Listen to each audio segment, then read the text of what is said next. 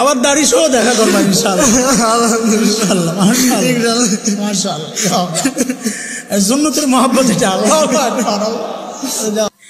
আমার সামনে দিয়ে আমার বাবার লাশ কবরে পৌঁছায় আল্লাহ আমারে সতর্ক করেছিলেন, এরে হাসান জামিল, এখন তুইও কারো না কারো বাবা, তোর সন্তানের সামনে দিয়েও একদিন তোর লাশ কবরে যাবে। আমি তাও সোজা হই নাই, আমার সামনে দিয়ে আমার মায়ের লাশ কবরে গেছে।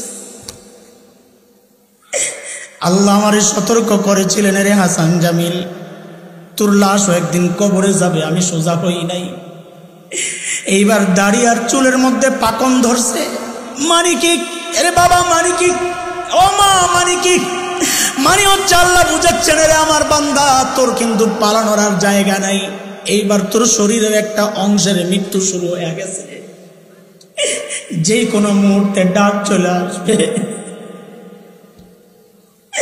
এর যুবক ভাই আমার, বুড়া হওয়ার আগে আগে যৌবনকে কাজে লাগাও, নাইলে আমার মতো চিৎকার করে করে কান্না, কোনো কাজ হবে না।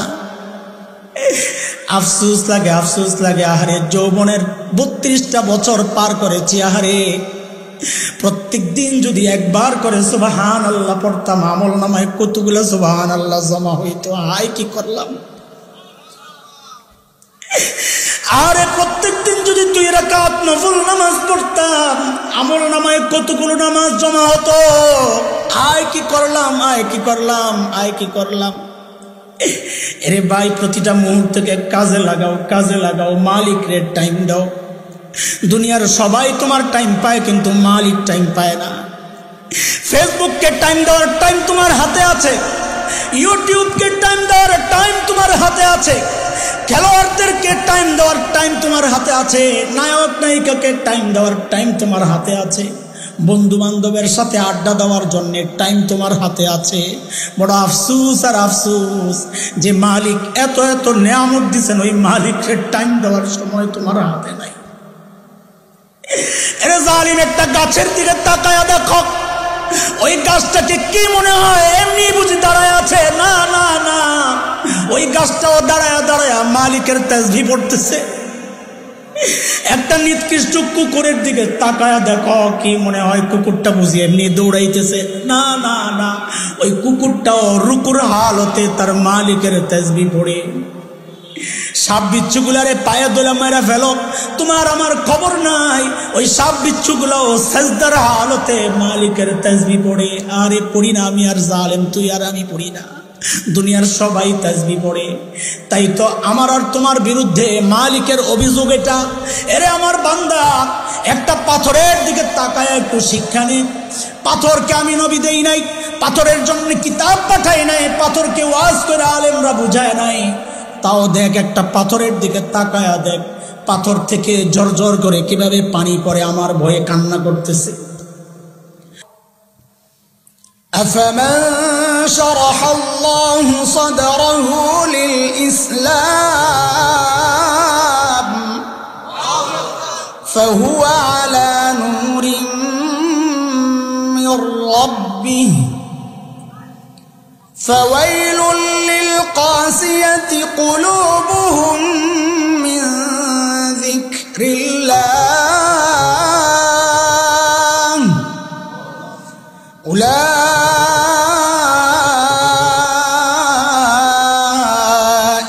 في ضلال مبين।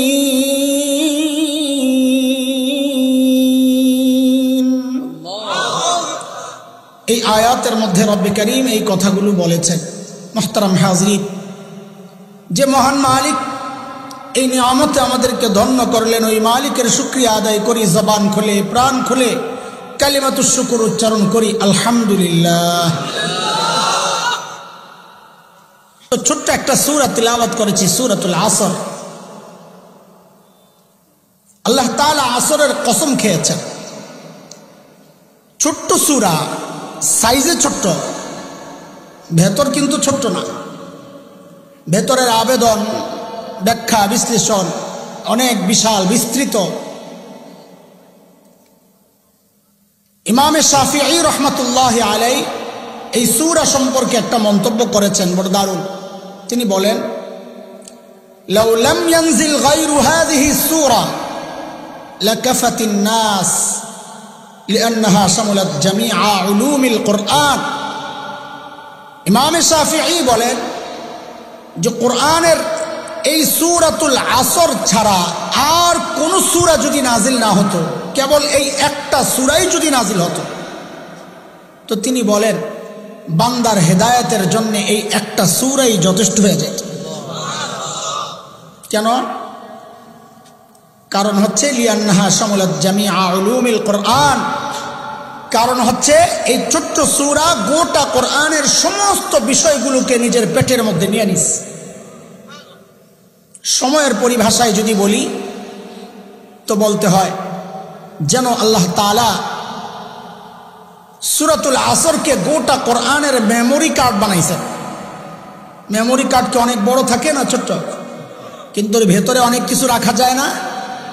সূরাতুল আসর যেন ওই ছোট্ট মেমোরি কার্ড, যার ভেতরে আল্লাহ তাআলা গোটা কোরআনকে ঢুকায় দিয়েছে। সুবহানাল্লাহ।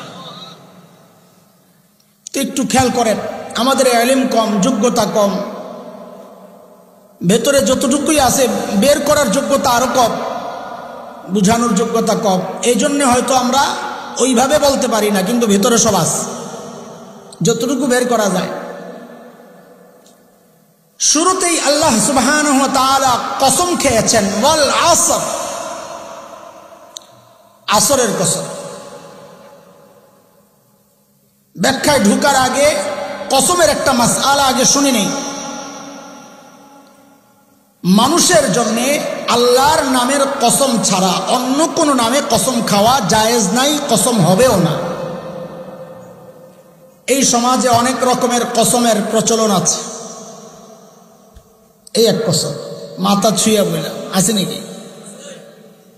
বুকটা ছুঁয়া বললাম, মরা বাপের কসম, আমার বাচ্চা এর মাথা ছুঁয়া বললাম, আছে না?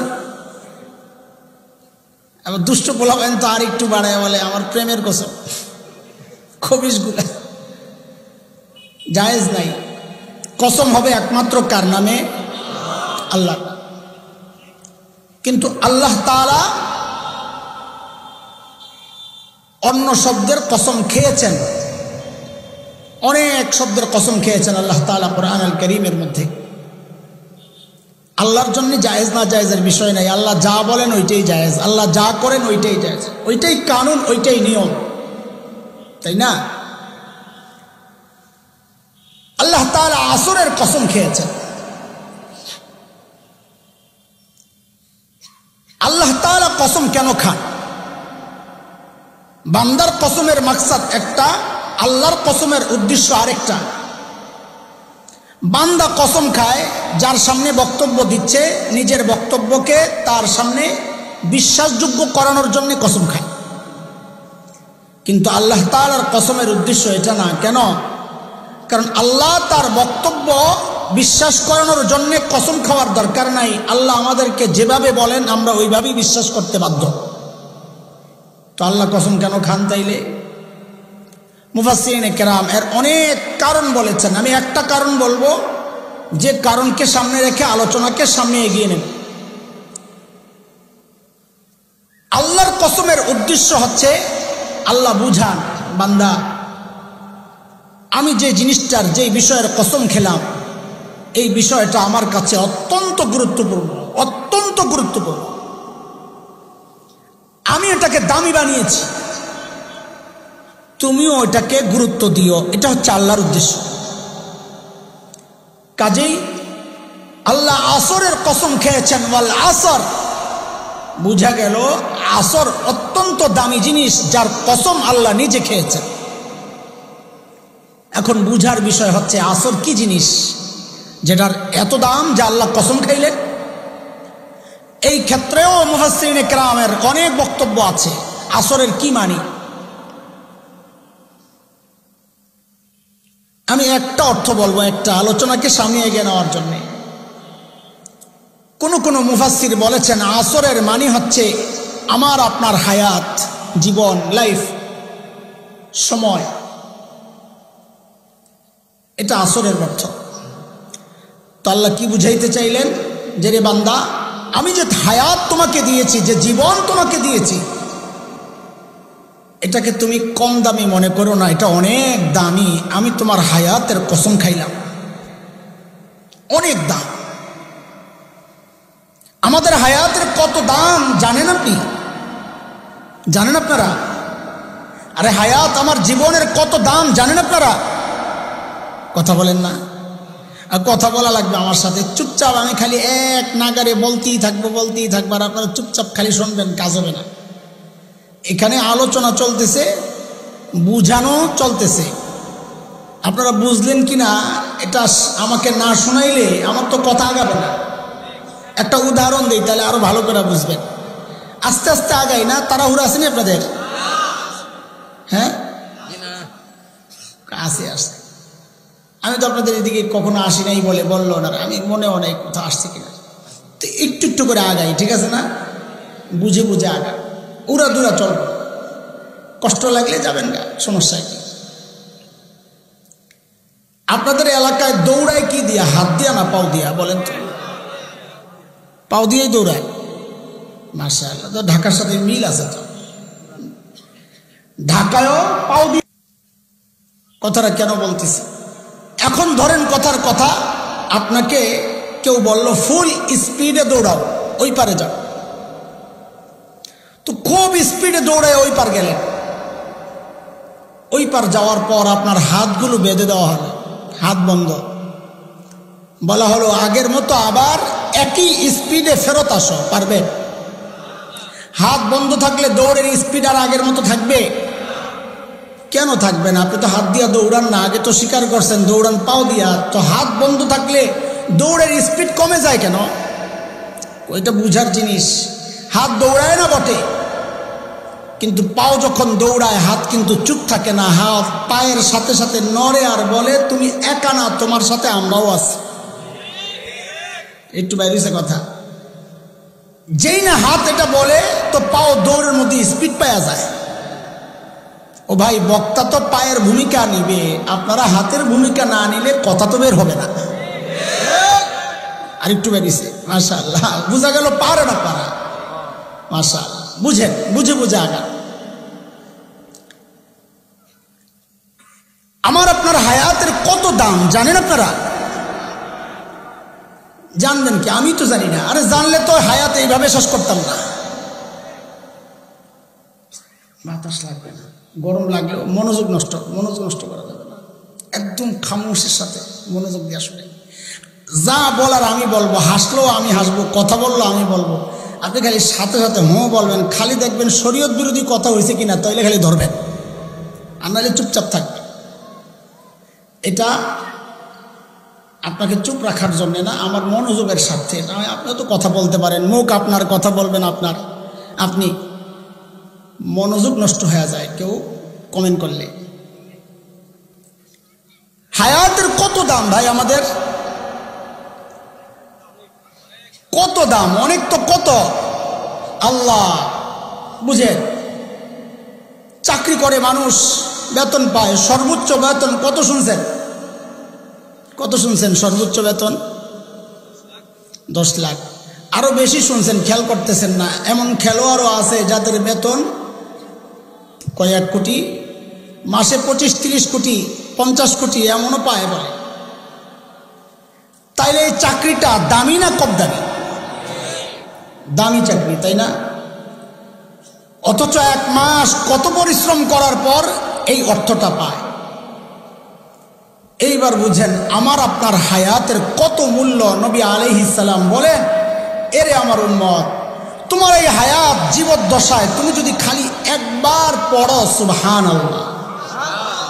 কি সুবহানাল্লাহ পড়তে 1 মাস লাগছে, 1 দিন, 1 ঘন্টা, 1 মিনিট, 1 সেকেন্ড। সুবহানাল্লাহ বলেন।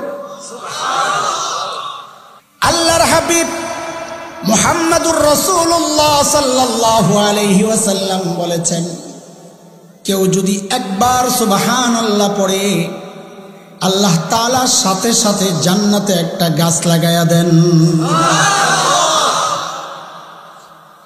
গাছটা কত বড়? 10 হাত হইব না? 20 হাত তো হবে, আরো বড়। 2 রকম রিওয়ায়াত আসছে, শুনেন। নবী বলেন গাছটা এত বড়, এত বড়, আরবের একটা প্রচন্ড স্পিডে চলা ঘোড়া যদি ওই গাছের গোড়ায় দৌড়ায়, নবী বলেন দৌড়াবে দৌড়াবে দৌড়াবে, 500 বছর দৌড়াবে, কিন্তু গাছের গোড়া দৌড়াইয়া শেষ করতে পারবে না। এই যে এবার যারা সুবহানাল্লাহ পড়ছেন, গো গাছ লাগছে আরেকটা। চালাক মানুষ বুঝা গেছে গাছ লাগছে আরেকটা, লাগছে গাছ আরেকটা, লাগছে আরেকটা, লাগছে আরেকটা, লাগছে আরেকটা। ওরে দোস্ত, গাছ লাগাও না আরো কিছুক্ষণ, লাগাও গাছ, আরো লাগাও। আল্লাহু আকবার। হায়াতের দাম বুঝতেছে? বুঝেন নাই? আরো বুঝেন। এক পিচ্ছি যুবক দুষ্টামি করে আমাকে বলে, হুজুর এত গাছ দিয়ে কি করব?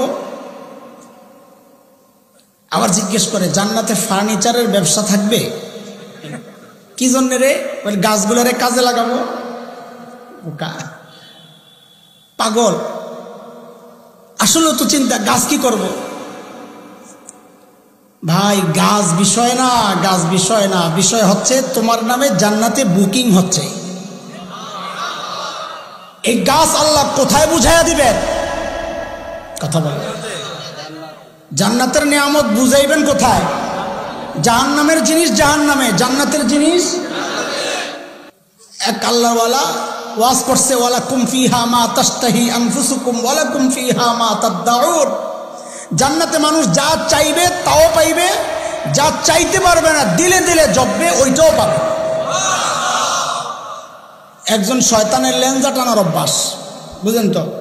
শয়তানের লেঞ্জা তো বুঝে, বিড়ি টানে আর। তো এটা শুই নাই খুশি, খুশি যাই হুজুরে জিজ্ঞেস করতেছে, হুজুর যেটা শুনলাম এটা যদি ঠিক হয় তাহলে তো সিগারেটও খাইতে পারুন না। অস্থির, যে যেটা খায় হ্যার চিন্তা এটা। তো হুজুর কি জবাব দেন? হ্যাঁ খাইতে পারবি, তবে আগুনটা ধরাইতে জাহান্নামে ঢুকা লাগতে পারে। থাক তাহলে দরকার নেই। তো জাহান্নামের জিনিস জাহান্নামে, জান্নাতের জিনিস। ওই এক গাছ বুঝার জন্য আমাকে কই ঢুকতে হবে? কথা বলে না। জান্নাতে খালি ঢুকো, গাছের হিসাব আর লওয়া লাগবে না। এই জন্যে মাঝে মধ্যে মসজিদের জন্য কালেকশন হয়, তো বেশিরভাগই ওয়াইজ যারা নবী আলাইহিস সালামের ওই হাদিসটা শোনান, মান বানা মসজিদান লিল্লাহ বানাল্লাহু লাহু বাইতান ফিল জান্নাহ। দুনিয়ায় যে আল্লাহর ঘর মসজিদ বানায়, আল্লাহ তাআলা তার জন্য জান্নাতে বাড়ি বানায়। এখন একজনের চিন্তা, হ্যাঁ আমার তো টাকা নাই, আমি তো মসজিদ বানাইতে পারবো না, তো আমার কপালে বাড়িও নাই। তা আমি বলি কি জানেন, ও ভাই তুমি একটা ইটের টাকা দাও। কয়টা? এক ইট দিয়ে কি এবার তুই দিবি না বেটা। এইবার হাসরের মাঠে আল্লাহর সামনে যাইয়া দাঁড়ায়া বলবা, আল্লাহ আমার তৌফিক ছিল না মসজিদ বানানোর, কাজে আমার কপালে যে বাড়ি নাই এটা আমি জানি। তখন কি বলতে চাস?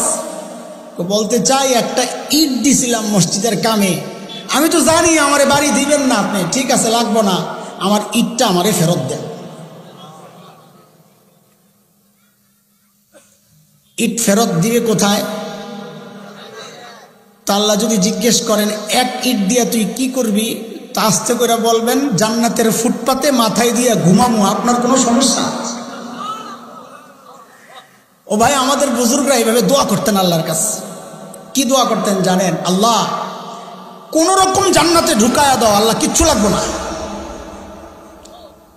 তো নিজে নিজে আবার আল্লাহর পক্ষ থেকে নিজের প্রশ্ন করে, ওই কিচ্ছু না লাগলে তুই কি জন্য ঢুকবি? তো আবার আল্লাহর উত্তর দেয় নিজে নিজেই কারবার। জান্নাতে আপনার নেককার বান্দাদের জুতা ঠিক করুন। দেখেন কথা কিন্তু বলতেছে, ভিতরে কিন্তু মতলব আরেকটা। মতলব কি? তিনি ভালো করেই জানেন জান্নাতে জুতা ঠিক করার কোনো সিস্টেম নাই। খাদেমের অভাব আছে না, তোমার জুতা ঠিক করতে হবে। এটা জানে, জানেও এমন কেন বলে? ওই ভিতরে আরেকটা কয় আল্লাহ গোমর জানি, আপনি খালি কোনো রকম ঢুকান, আমার নবী আমারে জানাইয়া দিয়েছেন গোপনে, আরে আমার উম্মত তুই খালি কোনো রকমে ঢুক, কোনো রকমে ইমানটা নিয়ে ঢুকতে পারলে আল্লাহ তাআলা এইরকম 10টা দুনিয়া তোরে দিয়ে দেবে। আমি জানি এটা, ঢুকাইয়া দেন। এই জন্যে মাঝে মধ্যে আমি দুষ্টামি করেই বলি এটা, আমার ইমান বিক্রি করব, খ্রিস্টান হয়ে যাব। কে কিনবা? আসো, দাম উঠাও, আমি খ্রিস্টান হয়ে যাব, দাম দিতে পারলে খ্রিস্টান হয়ে যাব। তো হঠাৎ শুনলে কেউ অবাক হয়ে যাবে, আরে বলে কি? বিশেষ করে খ্রিস্টান মিশনারিরা তো খুব লইরা চড়া বসবে, আরে এই মোল্লারা আনতে পারলে তো আমাকে অনেক লাভ। তো দাম ঠিক করবে 1 কোটি টাকা, খ্রিস্টান হব 1 কোটি টাকা। পাগল নাকি তুই? আমার ইমানের দাম জানোস? জারি খায়া গেছে, আবার বড় কোম্পানি বাড়াইছে, দাম দিছে 100 কোটি। হাসান জামিল খ্রিস্টান হয়ে যাবে 100 কোটি টাকা। পাগল। দাম উঠাইতে উঠাইতে কথার কথা এরা সিদ্ধান্ত নিল, আইসা আমারে বলে যে গোটা দুনিয়া যা আছে সব দিয়ে দিব, তুমি খ্রিস্টান হয়ে যাও। ছাগল কোথাকার, আমার ইমানের দাম জানোস? আমার নবী বলেছেন আমার এই এক ইমানের পরিবর্তে বদৌলতে আল্লাহ আমাকে এইরকম কমপক্ষে 10টা দুনিয়া দিবেন, আর তুই একটা দুনিয়া লয়ে এসোস ইমান কেনার জন্যে? আমার হায়াত কি এত সস্তা? আল্লাহু আকবার, আল্লাহু আকবার। এই জন্য আল্লাহর হাবিব খামসান ক্বাবলা খামস, হায়াতাকা ক্বাবলা মাউতিক ওয়া শাবাবাকা ক্বাবলা হারামিক ওয়া সিহহাতাকা ক্বাবলা সুকমিক ওয়া গিনাকা ক্বাবলা ফাকরিক ওয়া ফারাগাকা ক্বাবলা শুগলিক আও কামা ক্বালা আলাইহিস সালাতু ওয়াস সালাম। নবী বলেন, রে আমার উম্মত, 5টা নিয়ামত এমন আছে চলে যাবে, থাকবে না। থাকতে থাকতে ওই 5টা নিয়ামতের মূল্য দাও। কয়টা? কয়টা? আরে জোরে বলেন, কয়টা? 1 নম্বর, তোমার হায়াতের মূল্য দাও মৃত্যুর আগে আগে। 2 নম্বর, তোমার যৌবনের মূল্য দাও বার্ধক্যের আগে আগে। 3 নম্বর, তোমার সুস্থতার মূল্য দাও অসুস্থ হওয়ার আগে আগে। 4 নম্বর, সচ্ছলতার মূল্য দাও দারিদ্রতার আগে আগে। 5 নম্বর, অবসর টাইমের মূল্য দাও ব্যস্ত হওয়ার আগে আগে। কয়টা? কয়টা? সময় তো কম, এই জন্য আমি 2টা নিয়ামতের কথা বলবো, যেটা ওই সূরা আসরের সাথে সম্পর্কওয়ালা। 2টা নিয়ামত, প্রথম 2টা একটু শুনে খেয়াল করেন। নবী বলেন, হায়াতাকা ক্বাবলা মাউতিক, মৃত্যুর আগে আগে হায়াতের মূল্য দাও। তোমার হায়াত তো এত দাম, তোমার হায়াত তো এত দাম, তুমি দুনিয়ায় সুবহানাল্লাহ পড়ো আর আল্লাহ জান্নাতে গাছ লাগান। এরে আমার মা, এরে আমার বোন, তুমি যখন রুটি বানাও পড়তে থাকো সুবহানাল্লাহ সুবহানাল্লাহ সুবহানাল্লাহ। মুখে সুবহানাল্লাহ চালু রাখলে রুটি বানান বন্ধ হয়ে যাবে। বলেন না? বলেন না? দুনিয়ায় তুমি রুটি বানাও আর আল্লাহ তোমার জন্য জান্নাতে বাড়ি সাজাইতেছে।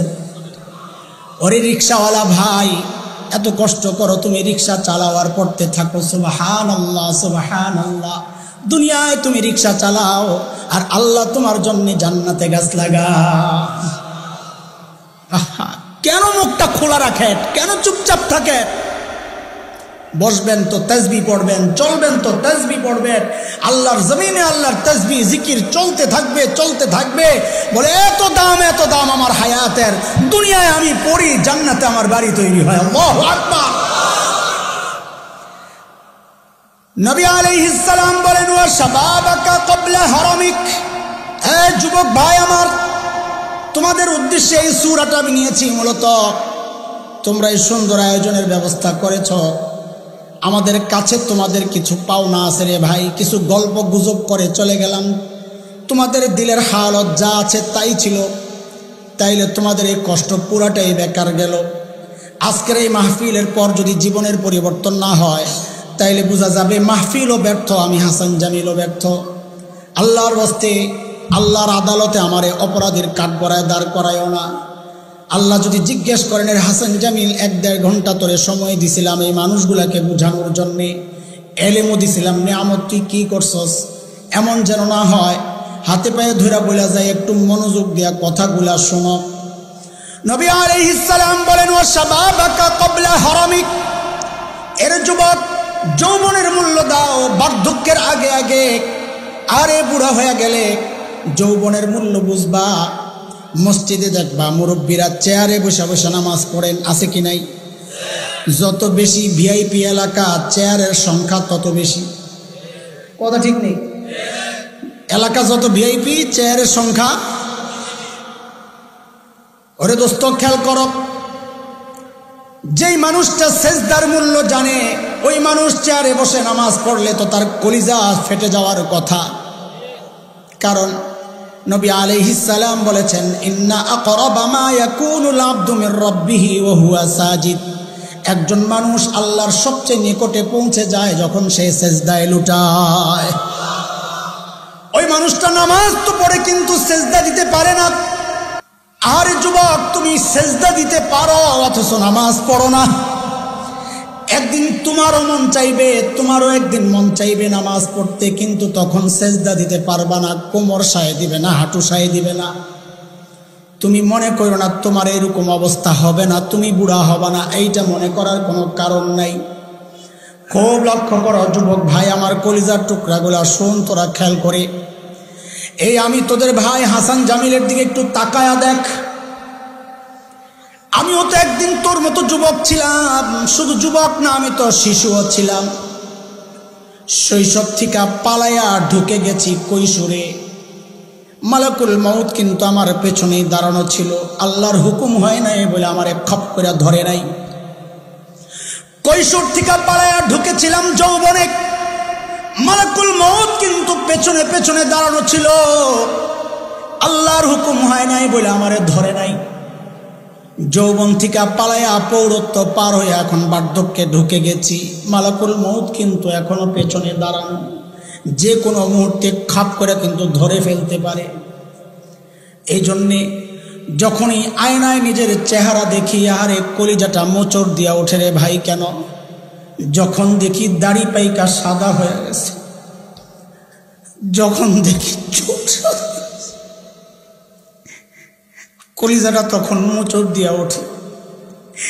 এর সাদা দাড়িওয়ালা বাবা, সাদা চুলওয়ালা বাবা, সাদা চুলওয়ালা মা, এই দাড়ি চুল সাদা হওয়া মানি জানেননি আপনারা, এর অর্থ জানেননি। আরে আল্লাহ তাআলা আমাদেরকে সতর্ক করতেছেন, এটা চূড়ান্ত সতর্কতা। আমার সামনে গাছের পাতা ঝরেছিল, আল্লাহ তাআলা আমাকে সতর্ক করেছিলেন, এরে হাসান জামিল, যেই জিনিস ধরে ওই জিনিস কিন্তু ঝরে, তুইও একদিন ঝরে যাবি। আমি সোজা হই নাই। আমার সামনে আল্লাহ সূর্যরে ডুবাইয়া আমারে সতর্ক করেছিলেন, এরে হাসান জামিল, যেই জিনিস ওঠে ওই জিনিস কিন্তু ডুবে, তুই একদিন ডুবে যাবি। আমি সোজা হই নাই। আমার সামনে দিয়ে আমার বাবার লাশ কবরে পৌঁছায় আল্লাহ আমারে সতর্ক করেছিলেন, এরে হাসান জামিল, এখন তুইও কারো না কারো বাবা, তোর সন্তানের সামনে দিয়েও একদিন তোর লাশ কবরে যাবে। আমি তাও সোজা হই নাই। আমার সামনে দিয়ে আমার মায়ের লাশ কবরে গেছে। আল্লাহ আমারে সতর্ক করেছিলেন, রে হাসান জামিল, তোর লাশও একদিন কবরে যাবে। আমি সোজা হই নাই। এইবার দাড়ি আর চুলের মধ্যে পাকন ধরছে। মানে কি? এরে বাবা, মানে কি? ও মা, মানে কি? মানে হচ্ছে আল্লাহ বুঝাচ্ছেন, রে আমার বান্দা, তোর কিন্তু পালানোর আর জায়গা নাই। এইবার তোর শরীরের একটা অংশের মৃত্যু শুরু হয়ে গেছে, যে কোনো মুহূর্তে ডাক চলে আসবে। এর যুবক ভাই আমার, বুড়া হওয়ার আগে আগে যৌবনকে কাজে লাগাও, নাইলে আমার মতো চিৎকার করে করে কান্না কোনো কাজ হবে না। আফসোস লাগে, আফসোস লাগে। আহারে, যৌবনের 32টা বছর পার করেছি। আহারে, প্রত্যেক দিন যদি একবার করে সুবহানাল্লাহ পড়তাম, আমল নামায় কতগুলো সুবহানাল্লাহ জমা হইতো। হাই কি করলাম! আরে প্রত্যেক দিন যদি 2 রাকাত নফল নামাজ পড়তাম, আমল নামায় কতগুলো নামাজ জমা হতো। আয় কি করলাম, আয় কি করলাম, আয় কি করলাম। এরে ভাই, প্রতিটা মুহূর্তকে কাজে লাগাও, কাজে লাগাও। মালিকরে টাইম দাও। দুনিয়ার সবাই তোমার টাইম পায়, কিন্তু মালিক টাইম পায় না। ফেসবুককে টাইম দেওয়ার টাইম তোমার হাতে আছে, ইউটিউবকে টাইম দেওয়ার টাইম তোমার হাতে আছে, খেলোয়াড়দেরকে টাইম দেওয়ার টাইম তোমার হাতে আছে, নায়ক নায়িকাকে টাইম দেওয়ার টাইম তোমার হাতে আছে, বন্ধু বান্ধবের সাথে আড্ডা দেওয়ার জন্য টাইম তোমার হাতে আছে। বড় আফসুস আর আফসুস যে মালিক এত এত নিয়ামত দিচ্ছেন, ওই মালিকের টাইম দেওয়ার সময় তোমার হাতে নাই। এরে জালিম, একটা গাছের দিকে তাকায়া দেখো, ওই গাছটাকে কি মনে হয় এমনি বুঝি দাঁড়ায় আছে? না না না, ওই গাছটাও দাঁড়ায়া দাঁড়ায়া মালিকের তাসবিহ পড়তেছে। একটা নিকৃষ্ট কুকুরের দিকে তাকায়া দেখো, কি মনে হয় কুকুরটা বুঝি এমনি দৌড়াইতেছে? না না না, ওই কুকুরটাও রুকুর হালতে তার মালিকের তাসবিহ পড়ে। সাপ বিচ্ছুগুলারে পায়ে দোলা মেরা ফেলো, তোমার আমার খবর নাই। ওই সাপ বিচ্ছুগুলাও সাজদার হালতে মালিকের তাসবিহ পড়ে। আরে পড়ি না আমি আর জালেম, তুই আর আমি পড়ি না, দুনিয়ার সবাই তাসবিহ পড়ে। তাই তো আমার আর তোমার বিরুদ্ধে মালিকের অভিযোগ এটা। এরে আমার বান্দা, একটা পাথরের দিকে তাকায় একটু শিক্ষা নে। পাথরকে আমি নবী দেই নাই, পাথরের জন্য কিতাব পাঠাই নাই, পাথরকে ওয়াজ করে আলেমরা বুঝায় নাই। তাও দেখ, একটা পাথরের দিকে তাকায়া দেখ, পাথর থেকে ঝরঝর করে কিভাবে পানি পড়ে, আমার ভয়ে কান্না করতেছে। কোন কোন পাথর তো এমন, ভেতরে পানি ফাটাইলে ভেতরে পানি পাওয়া যায়। কোন কোন পাথর তো এমন, আল্লাহর ভয়ে কাঁপতে কাঁপতে উপর থেকে নিচে গড়ায়া পড়ে। মালিক বলতেছেন, সুম্মা কাসাত কুলুবুকুম মিন বা'দি যালিক فهي كالحجارة أو أشد قسوة وإن من الحجارة لما يتفجر منه الأنهار وإن منها لما يشقق فيخرج منه الماء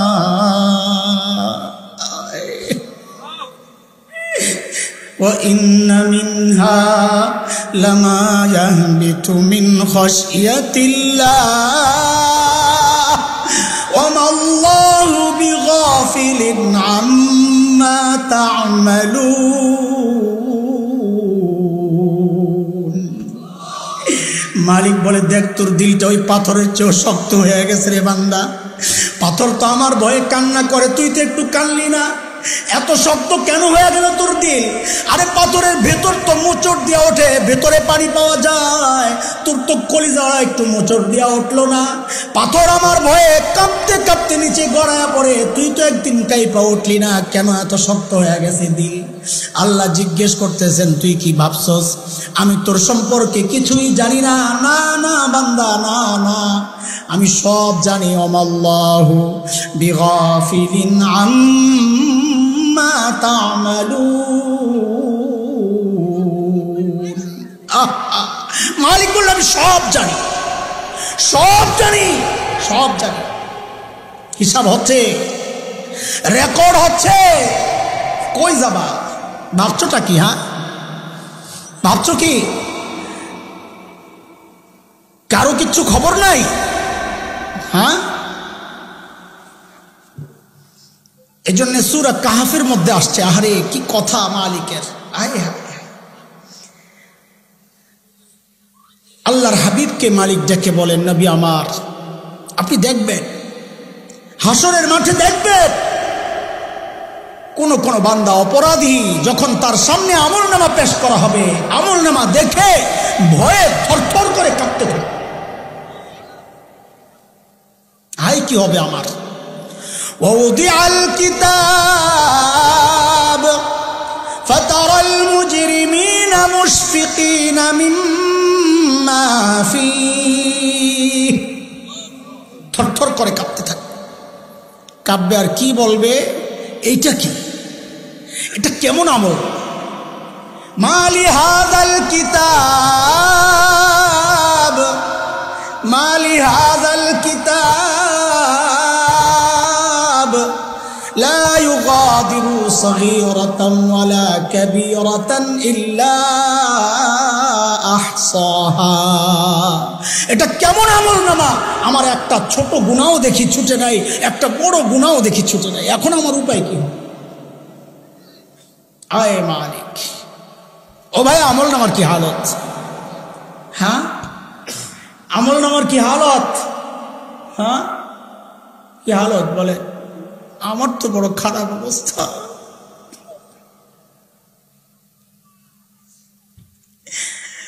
মালিকের সামনে দাঁড়ানোর হিম্মত নাই। এই মুহূর্তে ডাক দিলে আমি প্রস্তুত না, আমি প্রস্তুত না। আপনাদের কি হালত আমি জানি না, হয়তো ভালো, আমার হালত বড় রাজ। আয় কেমনে যৌবন শেষ করছি, আয় মালিক।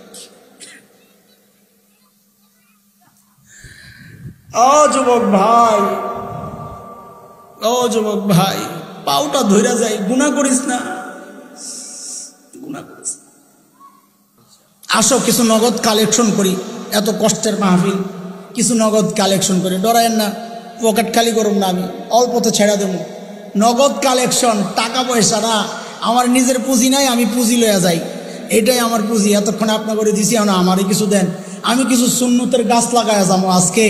এতদিন দাড়ি কাটতো, কেউ উঠবে না, 2-4 মিনিট একটু বসো। এতদিন দাড়ি কাটতো, মাদ্রাসার ছাত্র না, এরা তো আছেই মাশাআল্লাহ।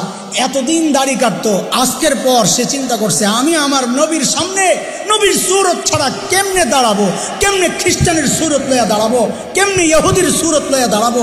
না, আজকে থেকে আমি আমার চেহারাকে আমার নবীর মতো বানাবো। আল্লাহু আকবার। ও ভাই যুবক, দাঁড়াও একজন একজন কইরা, ইনশাআল্লাহ আর কোনোদিন দাড়িতে হাত দিব না ইনশাআল্লাহ। মুরব্বীরা দাঁড়ান, আসেন আসেন, স্টেজে আসেন। আমি গালে হাত দিয়া আমার হাতকে সাক্ষী বানাবো ইনশাআল্লাহ। আল্লাহরে দেখাবো, আল্লাহ আমার কিচ্ছু নাই, এই যে সুন্নতের গাছ লাগাইছি আমি। আল্লাহ, আও আও, আসেন মুরব্বী, আল্লাহু আকবার বলে, তাকবীর, জোরে তাকবীর, আল্লাহু আকবার, মাশাআল্লাহ। আসেন, স্টেজে উঠায়া দেন, এদেরকে স্টেজে উঠায়া দেন। আপনারাও দেখেন, তাকায়া দেখেন, এটা প্রকৃত তওবা। এই তওবার সাক্ষী আমরা হচ্ছি, হতে পারে এই সাক্ষীর উসিলায় আল্লাহ আমাদেরকে মাফ করে দিবেন ইনশাআল্লাহ, হতে পারে। আসেন, জলদি আসেন, মাশাআল্লাহ, জলদি আসো ভাই, জলদি আসো, জলদি আসো। আশপাশওয়ালারা এই শয়তান যে চক্রান্তের জালে জড়াইয়া দিছে, এদেরকে বুঝায়া উঠায়া পাঠাই দেন না, পাঠায়া দেন। কিছু কালেকশন আমরা করি, নগদ কালেকশন। মাশাআল্লাহ, মাশাআল্লাহ, মাশাআল্লাহ, আলহামদুলিল্লাহ, মাশাআল্লাহ, আলহামদুলিল্লাহ। আল্লাহ তুমি কবুল করো ইনশাআল্লাহ।